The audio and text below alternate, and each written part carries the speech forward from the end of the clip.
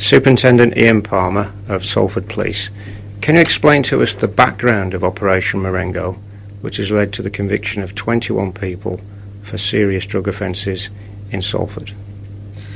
Operation Marengo was, as you said, in response to drug-related activity in the Little Hulton area of Salford. The information that we had comes in 2 or 3 different parts. The first part is pre-existing intelligence, which every police area within the country will have access to. We're aware of drug dealing activity in various areas, we're aware of drug-related crime, and we're also aware of the consequences of drug taking amongst the problematic drug users in our population. The thing that, if you like, was the trigger to create Operation Marengo happened approximately a year before, when we obtained the first crack house closure in Salford, and that was in Little Hulton on the shopping precinct. So it was a very visible example to the community of how seriously the police and their partners were taking the problem of drug use and drug supply in their area.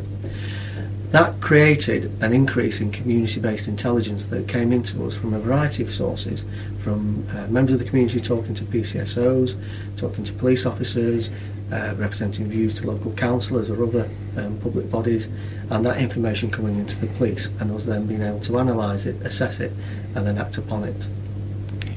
The offenders that have been convicted are involved in the supply of crack cocaine and heroin. Can you explain the potential damage that this type of crime can cause to the community? We typically think in terms of the damage to the victims of crime that are committed to feed people's habits. When we talk about drug-related crime, I think that's the most natural position for somebody to go to. You think about the burglaries that take place, or the theft from vehicles, or the street robberies that have been committed for reasons that we either know or suspect are to support an illegal drug habit. The other consequences that we don't think about perhaps as much, and I think we should, are the public health issues which can go on for many, many years into the life of an illegal substance abuser.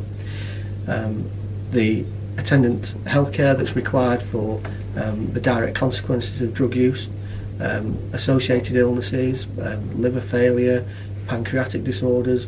I'm no medical person, but I know pretty much that every part of your body can be affected by the illegal use of drugs, and that develops a whole range of different disorders that people have to live with and the medical profession have to deal with. Obviously this operation could not have been a success without the assistance of the public. Do you intend to carry out further operations in Salford, and if so, what's your message for drug dealers? It's an absolute determination that we will continue to try to tackle the scourge of illegal drug use.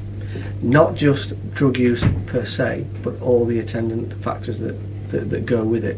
The crime that's committed to support it, the consequences that then fall out that our health colleagues have got to deal with, and of course the illegal supply and the illegal economy that's generated by drug use.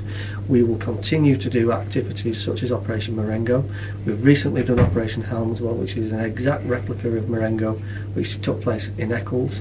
We will continue to do it, and the people who are committed to conduct this type of illegal activity, my message to you is that you don't know where and you won't know when, but I promise you we're doing it even as we speak. Thank you, Superintendent.